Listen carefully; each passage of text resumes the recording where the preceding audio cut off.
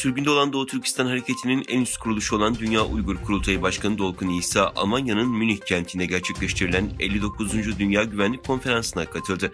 Üst düzey liderlerin katıldığı konferansta konuşması beklenen İsa, Çin'in eski Dışişleri Bakanı olan Wang Yi'nin davet edilmesine Rusya saldırgan, İran diktatör. Peki Çin demokrasiyle yönetilen bir ülke mi? Çin küresel güvenlik ve barış için dünyamızda en büyük tehdit olan bir diktatör rejimidir sözleriyle tepki gösterdi.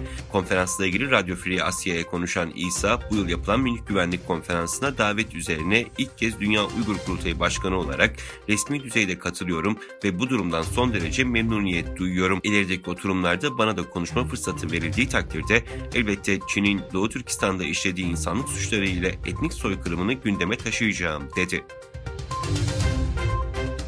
ABD Dışişleri Bakanı Antony Blinken ve Türkiye Dışişleri Bakanı Mevlüt Çavuşoğlu, Kahramanmaraş merkezi depremlerden etkilenen bölgelerde incelemelerde bulunmak üzere Hatay'a hareket etti. Deprem bölgesinde havadan incelemelerde bulunan Blinken, Twitter üzerinden açıklama yaptı. Blinken, Türkiye'nin NATO müttefikliğine ve ABD-Türkiye stratejik mekanizmasına vurgu yaparak, Türkiye ve Suriye'ye bu zamana kadar yapılan 85 milyon dolarlık yardıma ek olarak 100 milyon dolar daha insani yardım yapılacağını duyurdu. Çin'in en kıdemli diplomatı Çin Komünist Partisi Merkezi Dış İlişkiler Komisyonu Direktörü Wang Yi, Avrupa Birliği'ne küresel istikrar için Çin'le işbirliğini güçlendirmesi çağrısında bulundu. Çin Dışişleri Bakanlığı'ndan yapılan açıklamaya göre Wang, AB Dış İlişkiler ve Güvenlik Politikası Yüksek Temsilcisi Josep Borrell ile Almanya'da düzenlenen 59. Münih Güvenlik Konferansı kapsamında görüşme gerçekleştirdi. ABD Dışişleri Bakanı Antony Blinken, Çin'in Rusya'ya Ukrayna Savaşı için silah ve mühimmat verebileceğini söyledi.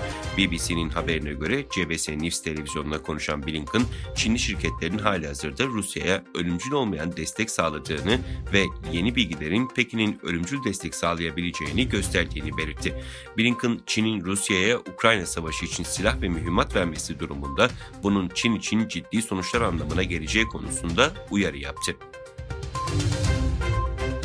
Japonya Dışişleri Bakanı Hayashi Yoshimasa, Almanya'daki 59. Münih Güvenlik Konferansı marjında düzenlenen Hint-Pasifik'te güç dengesini korumak başlıklı oturumda yaptığı konuşmada, ülkesinin 2. Dünya Savaşı sonrası en ciddi ve karmaşık güvenlik ortamıyla karşı karşıya olduğunu söyledi.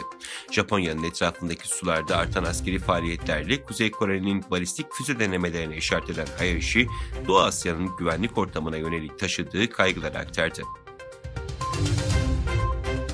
Hollanda hükümeti istihbarat görevlisi oldukları gerekçesiyle bazı Rus diplomatların sınır dışı edileceğini ve Hollanda'nın St. Petersburg Başkonsolosluğu'nun kapatılacağını duyurdu.